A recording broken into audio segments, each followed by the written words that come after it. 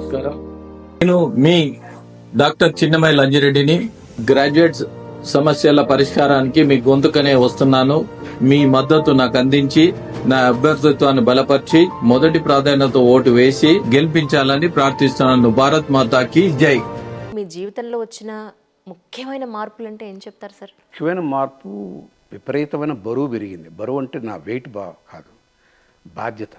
ఇంతమంది నన్ను ఒక పెడస్టల్ ఎక్కి కూర్చోబెట్టారు, శిఖరం మీద ఎక్కిచ్చారు. ఇంతమంది చాలా గొప్పగా చెప్పుకుంటారు, గొప్పగా మాట్లాడతారు. నాకు తద్భిన్నంగా ఎక్కడైనా నేను జారితే ఆ శిఖరం నుంచి పడిపోతానని భయం వచ్చేసింది. నేను ఇప్పుడు ఒక రకంగా అతి జాగరూకతతో, అతి జాగ్రత్తగా, అతి బాధ్యతగా, అతి స్పృహలో మెలగాల్సినటువంటి స్వాతంత్రం కోల్పోయిన మనిషిగా అనిపిస్తుంది నాకు.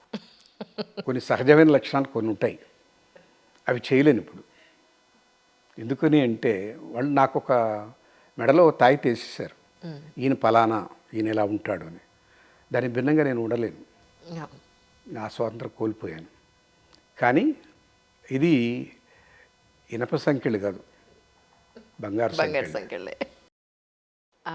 ఇవి కాకుండా మీ దైనందిన జీవితంలో వచ్చిన గొప్ప మార్పులు అంటే సపోజ్ చాగంటి వారు దైనందిన జీవితంలో నా మార్పులు ఏంటంటే, చాలా కాలం చాలా వాటి కోసంగా పనిచేశాను. చాలా కాలం చాలా వాటి కోసం, అంటే ఆ చాలా వాటివి ఏంటంటే నేను చేసుకున్న వృత్తి ధర్మం, నాకున్న ప్రవృత్తి ధర్మాలు. ప్రవృత్తి ధర్మాలంటే నాకు ఇష్టమైనటువంటివి: సంగీతం, సాహిత్యం, నృత్యము, ఇలాంటివన్నీ కూడా ప్రవృత్తిలో ఉన్నాయి. వాటన్నిటికీ సమయం కేటాయించుకుంటూ వెళ్ళాను. అది దేనికి సంబంధించింది? హృదయానికి సంబంధించింది. ఆ హృదయానికి ఆహ్లాదం కావలసినప్పుడు సేవ, ఆనందం కావలసినప్పుడు కళ, నా వృత్తి ధర్మంగా చేయాల్సింది చేశాను.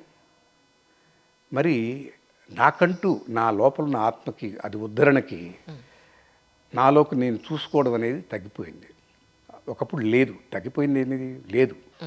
ఇంత వయసు వచ్చాక నాకు గురువుగారు ధర్మానుష్ఠాన వరిష్ఠ అని బిరుదిచ్చాక, ఈ ధర్మం ఏమిటో, ఆ ధర్మానికి నేను అనుసంధానం కావడం ఎట్లాగో, దానికి కావలసినటువంటి మనస్థితి ఎలాంటిదో, ఆ నిశ్చల స్థితి మనసులో ఎప్పుడు వస్తుందో, దాని ద్వారా నేను కొంత ఆత్మోద్ధరణ చేసుకునే వీలుంటుందో లేదో అనే ఆలోచన వచ్చి, ఇప్పుడు వృత్తి ప్రవృత్తి కొంచెం పక్కకు జరిపి నాలో నేను చూసుకోవడానికి సమయం కేటాయిస్తున్నా.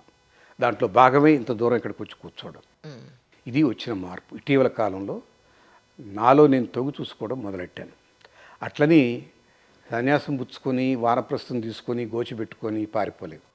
ఇంతకుముందు తిన్నట్టుగానే తింటున్నాను, ఒక పూటే భోజనం తింటున్నాను, దాంట్లో మార్పు లేదు. నిద్రపోతున్నాను, సంగీతం వింటున్నాను. కానీ తగినంత సమయం నాలో నేను పరీక్షించుకోవడానికి, ఇంట్రావర్షన్ అంటాం, అంతర్వీక్షణం అంటాం తెలుగులో.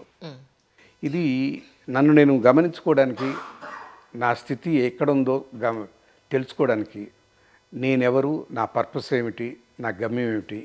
గమ్యం కన్నా గమనం చాలా ముఖ్యం కదా.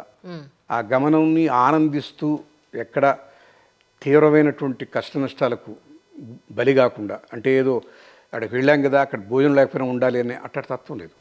జాగ్రత్తగా చూసుకొని వీళ్ళేదో ఒక పూటన వడ్డీ పెడతారు అన్న ధైర్యం వచ్చాక నేను ఇక్కడికి వచ్చి కూర్చున్నా. అది నేను సన్యాసిని కాలేదు, కానీ నాకు నా ఆత్మ కోసంగా నేను సమయం వెచ్చించుకునే సమయం ఆసన్నమైందని గుర్తించి దానికి కొంత సమయాన్ని కేటాయించా. ఏ సమయం అయినా ఇంకో దానికి తగ్గిస్తేనే ఇక్కడ పెరుగుతుంది. ఇప్పుడు నా వృత్తి ఎటు తక్కువ, చాలా తక్కువ. బోర్డు మీటింగ్సే వెళ్తాను, రోజువారీ కూలి పని చేయటం లేదు. ప్రవృత్తిలో కూడా ఇంతకుముందు ఉన్న సభలు, ఇంతకుముందు ఉన్నటువంటి సమావేశాలు, ఇంతకుముందు ఉన్నటువంటి మ్యూజిక్ సిట్టింగ్స్, ముందు మాటలు రాయడం, ఇట్లాంటివన్నీ బాగా తగ్గించుకుంటూ ఈ సమయానికి ఎక్కువ కేటాయిస్తున్నాను. అది నాలో వచ్చిన మార్పు. అంటే నేను విన్నది ఏంటంటే, ఈ మధ్య మీరు ఎక్కువ పుస్తకాలు చదువుతున్నారు అని. సో ఎలాంటి పుస్తకాలు చదువుతున్నారు అని అంటే? పుస్తకాలు ఎప్పుడూ ఒకే రకం చదువుతున్నాను. సాహిత్యపరంగా నేను బాగా లైక్ చేసిన ఇతిహాసాలు, పురాణాలు. కొంత వయసు వరకు ప్రబంధ కావ్యాలు చదివాను. ఇప్పుడు ప్రబంధాలు చదవాలనిపించట్లే, వయసు దాటింది కదా. కానీ ఇష్టమే అవి కూడా. మా అమ్మ చాలా కాలంగా నన్ను రమణ మహర్షి గురించి చదవమనేది. ఎందుకమ్మా అని అడిగా. ఆయన ప్రధానంగా ఏ పూజ పునస్కారం అవన్నీ నమ్మకుండా అవును. ఆత్మనే వెతుక్కుంటూ ఉన్నాడు ఆయన.